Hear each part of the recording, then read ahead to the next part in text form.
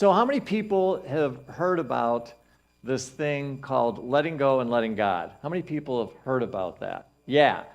You know, I've been playing with this thing because for my own personal journey with let go and let God, it actually was a spiritual tool I learned a long time ago, and I kind of let go of it because it became numb to me. Has anybody else had that experience where you have a spiritual tool, you use it for a while, and then all of a sudden it just kind of goes numb? Yeah, well, this was one of them for me, right?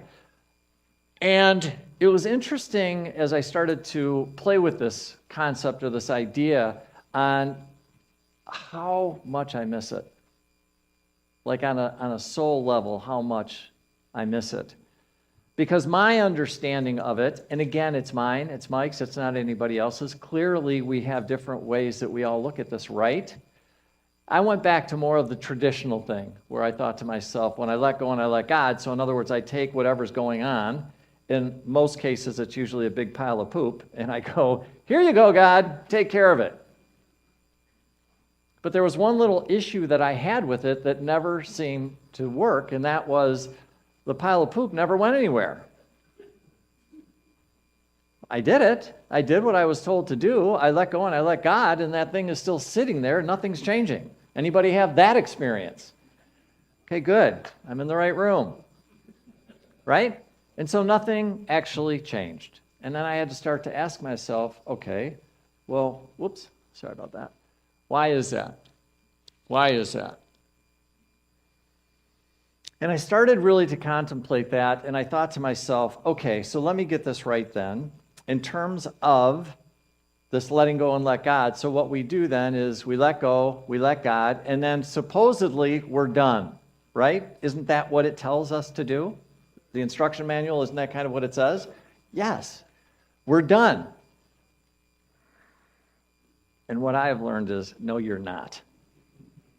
And that's the thing I want to talk about this morning is, no, you're not done. It's not just a matter of letting go and letting God. You're actually not done. And so I'm showing you a picture that I took yesterday morning. That is where I live. How cool is that? Right? So I've lived out there for a couple of years, and those woods are between two buildings that I go back and forth with often. Right? And so for a long time, here's what that walk would look like. Right? That is going on. I'm not seeing it. Nothing. I don't even know it exists. And yet, that's there. And all of a sudden, I don't know, probably 6 months ago, 9 months ago, I read the story of somebody who was dying of cancer. And he healed himself. And the way that he healed himself was that he would get up early in the morning, and there is a very, very special time early in the morning when the trees give off, I don't know what it is that they give off, but it's pretty magical. And if you go stand in the trees and let them do what the trees do, that's what he did. And he healed himself. And I thought to myself, well, how could that be? Cancer? Really? Okay, so here we go. Here's Mike reading that story. I got trees. I got nature. Let's check that out.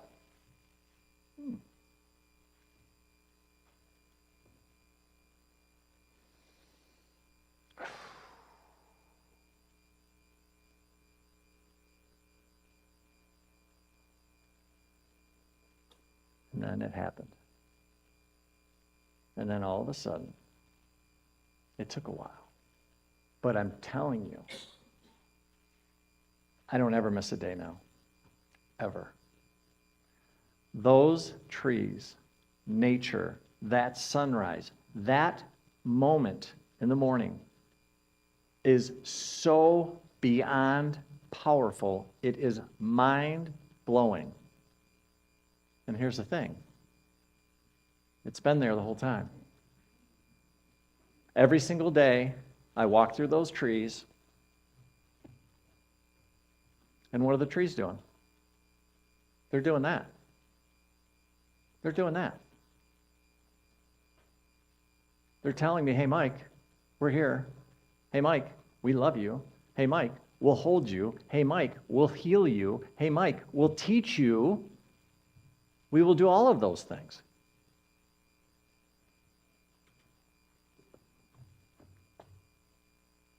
Don't we do that? Isn't that what we do in life? Isn't life we get so busy, we're doing so many things, and yet you've got something like this. But in order for me to receive it, what did I have to do? Slow down and let it in. I don't think there's any difference between this example and this idea of God. I think God's energy, and I think it's benevolent energy, and I think it's amazing, I think it's powerful, and I think it can change your life.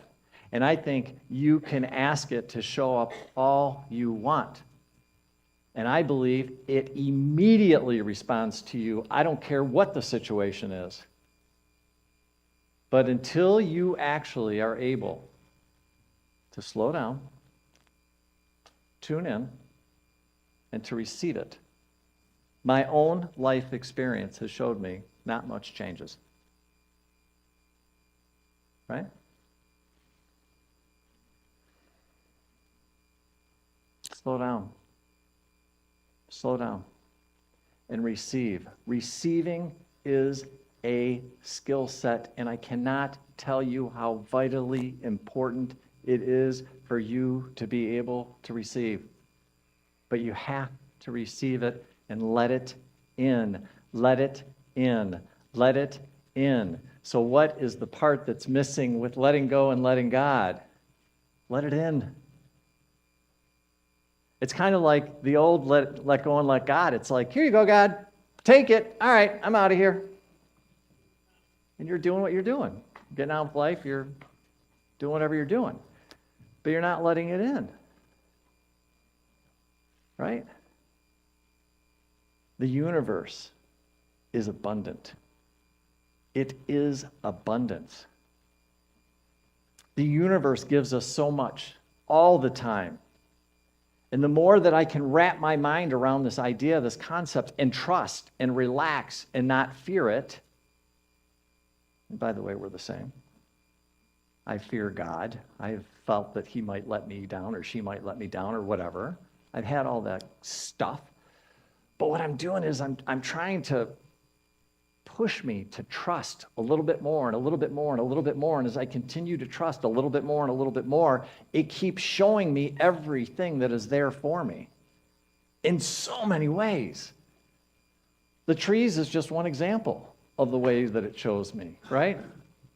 But until I'm able to open up, I can't see it. All the blessings that are happening around me.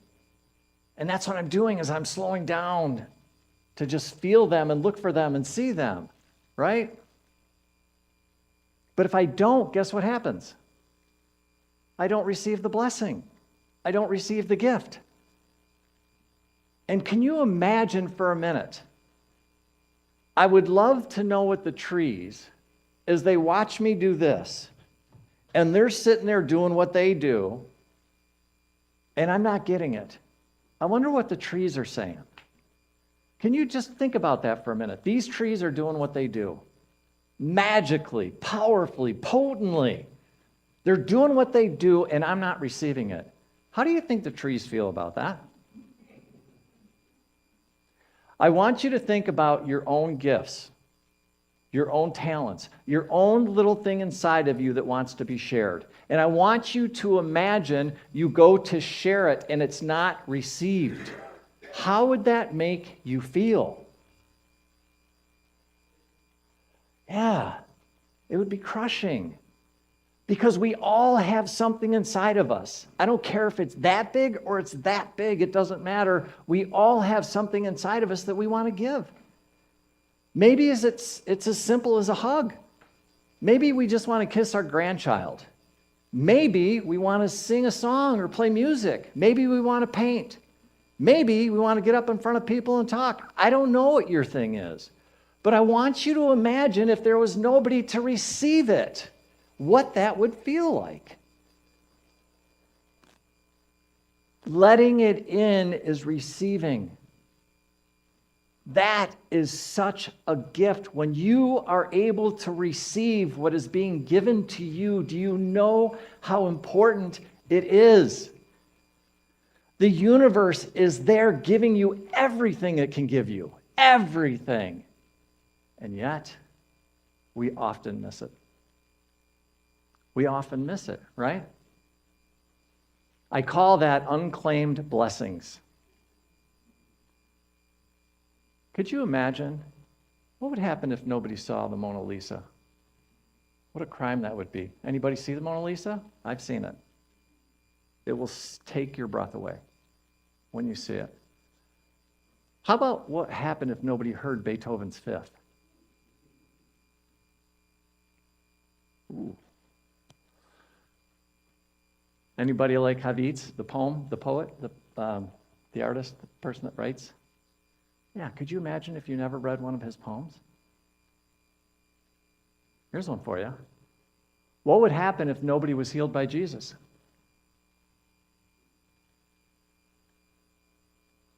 Didn't somebody have to receive the healing in order for them to be healed? What if nobody went to hear Charles or Myrtle Fillmore speak? Here's one for you. What would happen if nobody went to hear Martin Luther King speak? Are you get what I'm laying down? Yeah. What if your child went to give you a hug and you were too busy and didn't take the time to feel that hug? Or a kiss from your spouse or your partner? It's there, folks. It's there, folks.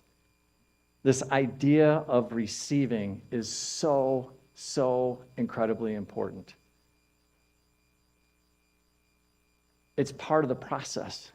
Yes, giving and receiving, but the universe, and I would even argue all of us, have something desperately that's inside of us that we want to give. And yet, if there's nobody to receive it, then what? What do we have? Right?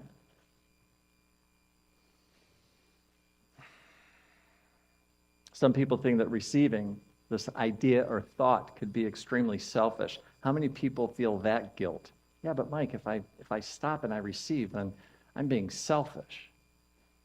And I would say, no, you're not. No, you're not. No, you're not. In fact, if you're not receiving, I would consider that to be selfish.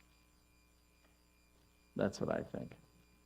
It allows the person that's giving to do what it is that's in their heart and in their soul. It's a part that fulfills them. Ask anybody that does music or art or anything else, me, for a living, what would happen if you people didn't come? I would feel empty. I would feel empty, right? And so, I let go, I let God, I let in. I let go, I let God, I let in. I was going to do a meditation with you, but I got long-winded. I'm not going to be able to do the meditation. But I would encourage you to include this thought or this idea of letting in your own practice. I encourage you to go back in and use this incredible, amazing tool of letting go and letting God, but then let in to complete it. Because here's what's happened, and I'm not going to go any further with this, but guess what happens when you receive? What happens when now all of a sudden I receive the blessings of the trees as I'm standing there in the morning and the birds are chirping and the sun's coming up and the dew's coming off the trees and I'm standing there melting in the glory of God? Guess what happens to me? It fills me. And guess what happens when it fills me? What do I want to do when I'm filled? Share. In your heart, you want to give. That's what you really want to do when you're full. You want to give. So there's another part of it you can play with. I'll let you chew on that on your own and then get back to me when you're done. Right?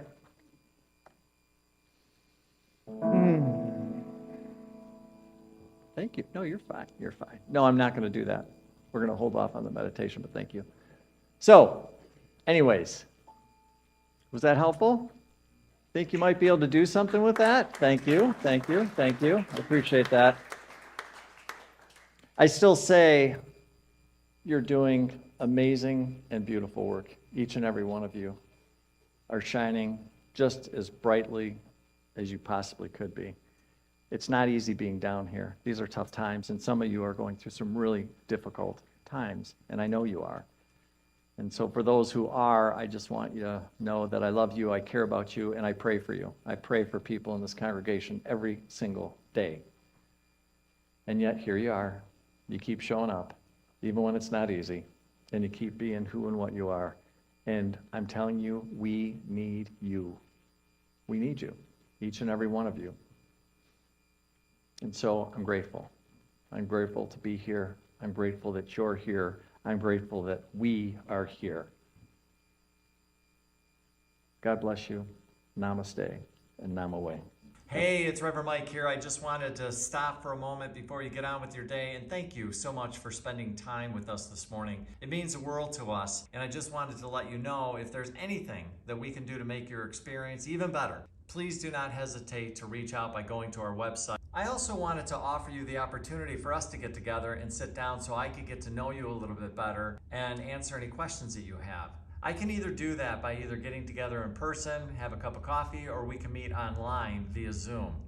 If you're interested, please don't hesitate to reach out. You can reach me at michael@courage2thrive.com. And lastly, if you find these messages are helping you, we would be tremendously grateful if you'd consider donating to the center. The best and the easiest way to do that is simple. Just go to our website. Again, thank you so much. Hope you have a great day. Hope you're doing well. God bless, and we hope to see you soon. Bye-bye now.